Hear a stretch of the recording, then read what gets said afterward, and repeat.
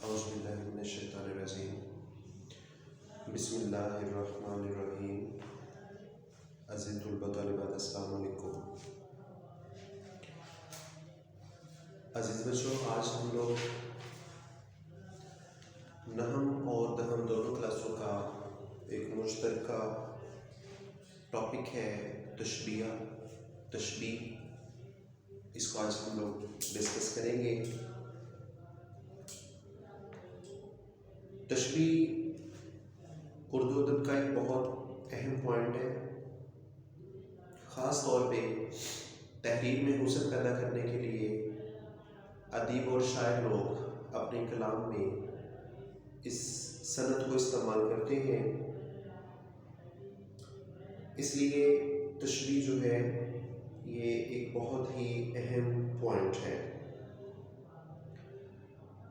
تشبیہ کو تعریف کے طور پہ آپ لوگ اس طرح سے یاد رکھیں گے، کسی چیز کو خاص وصف یعنی کسی مشترکہ خوبی، اچھائی کی وجہ سے کسی دوسری چیز جیسا قرار دینا تشبیہ کہلاتا ہے۔ مثال کے طور پر پانی برف کی طرح ٹھنڈا ہے، تو پانی اور برف میں ایک خاص وصف، ایک مشترک خوبی موجود ہے اور وہ ہے ٹھنڈا ہونا، یعنی کہ ٹھنڈک۔ تو ہم لوگ اس لیے یہ جب تشبیہ دیتے ہیں تو اس میں کوئی نہ کوئی ایسی چیز لے کے آئی جاتی ہے جو کہ دونوں میں، جو دو چیزوں کو آپس میں تشبیہ دی جا رہی ہے ان میں ایک وصف لازمی مشترک ہوگا، جیسے کہ برف اور پانی میں ٹھنڈا ہونا۔ تشبیہ کا دوسرا اہم پوائنٹ آپ لوگ یاد رکھیں گے، تشبیہ جو ہے اس کے 5 ارکان ہوتے ہیں۔ اس کو 5 ارکان اس طرح سے ہیں، نمبر 1 پہ ہے مشبہ، نمبر 2 پہ مشبہ با، اس کو مشبہ بے بھی پڑھتے ہیں، اور نمبر 3 پہ ہے وجہ شبہ، نمبر 4 پہ ہے حرف تشبیہ، اور نمبر 5 پہ غرض تشبیہ ہے۔ وہ غلطی سے اس کو بھی نمبر 4 لکھا گیا، وہ نمبر 5 ہے غرض تشبیہ۔ تو یہ 5 پوائنٹ ہیں ہمارے تشبیہ کے، اور اس کو پہلے 2 پوائنٹ جو ہیں مشبہ اور مشبہ با، اس کو طرفین تشبیہ بھی کہتے ہیں۔ مشبہ اور مشبہ با جو پہلے 2 ہمارے پوائنٹ ہیں، ان دونوں کو کیا کہیں گے؟ طرفین تشبیہ۔ یہ دونوں بہت ایک دوسرے کے قریب ہوتے ہیں۔ اب ان ارکان پہ الگ الگ بات کرتے ہیں۔ مشبہ کیا ہے؟ بیٹا جس چیز کو تشبیہ دی جاتی ہے، جس چیز کو تشبیہ دی جاتی ہے اس کو مشبہ کہیں گے۔ مثال کے طور پر پانی برف کی طرح ٹھنڈا ہے، اب ہم پانی کو تشبیہ دے رہے ہیں برف کی طرح، تو پانی مشبہ ہے۔ بات سمجھ آ گئی؟ نمبر 2، اس کے دانت موتیوں کی طرح سفید ہیں، تو ہم دانت کو موتیوں سے تشبیہ دے رہے ہیں، تو دانت مشبہ ہے۔ ٹھیک ہے؟ تو مشبہ پہلا پوائنٹ آپ کو یاد رہے، یہ وہ چیز ہے جس کو ہم تشبیہ دیتے ہیں، دوسری چیز جیسا کہا جاتا ہے۔ نمبر 2 پہ ہے مشبہ با۔ تو جس چیز سے تشبیہ دی جائے، پہلی چیز کو جس دوسری چیز جیسا کہا جاتا ہے اس کو ہم نے مشبہ با کہنا ہے۔ اس کا ایک مختصر سا بڑا آسان سا پوائنٹ یاد رکھیں کہ جس میں صفت خوبی زیادہ ہوگی وہ مشبہ با ہے۔ ٹھیک ہے؟ یہ یاد رکھنے میں زیادہ آسان ہے، جس چیز میں صفت خوبی زیادہ ہے اس کو کیا کہیں گے؟ مشبہ با۔ اب جب مشبہ با پہچان لیں گے تو مشبہ نکل آئے گا۔ ٹھیک ہے؟ یہ 2 پوائنٹس بہت اہم ہوتے ہیں، یہ زیادہ پوچھا جاتا ہے آپ سے۔ ٹھیک ہے؟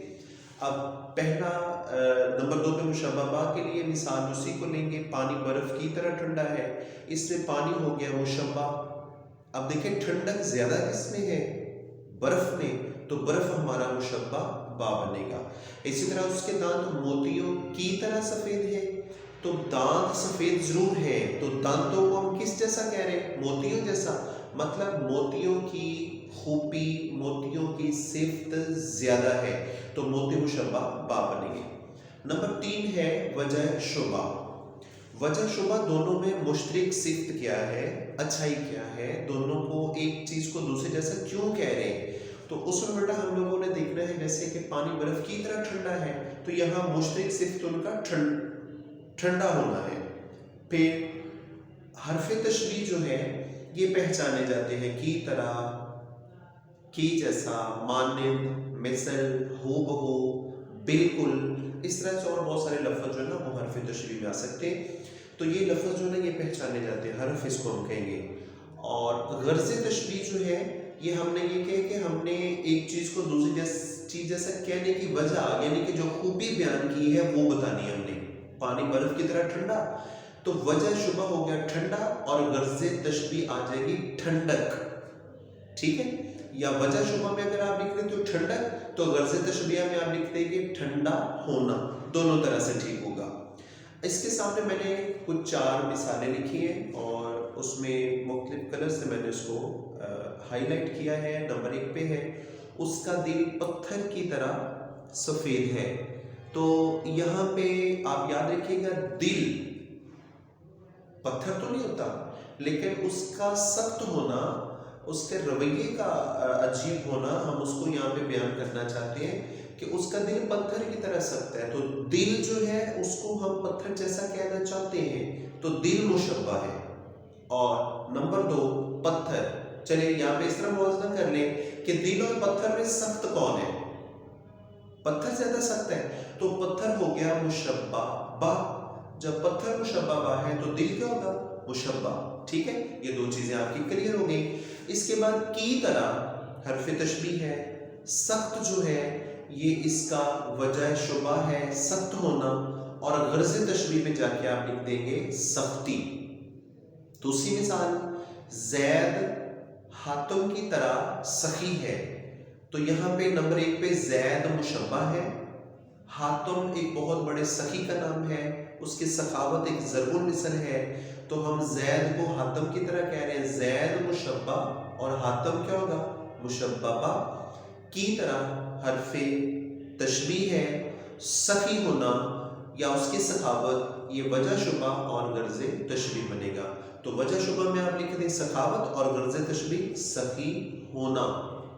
تیسری مثال ہے مجید کوے جیسا سیانہ ہے، تو یہاں پہ سیانہ پن ہونا، یہ ہمارے گرامر میں اردو میں کوے کی جو سیانف ہے، کوے کی عقل مندی بڑی مشہور ہے، تو کوے میں چونکہ یہ چیز زیادہ ہے خوبی، تو ہم نے کوے کو مشبہ با کہنا ہے، اور مجید کیا ہوگا؟ مشبہ ہوگا۔ جیسا یہ کیا بنے گا؟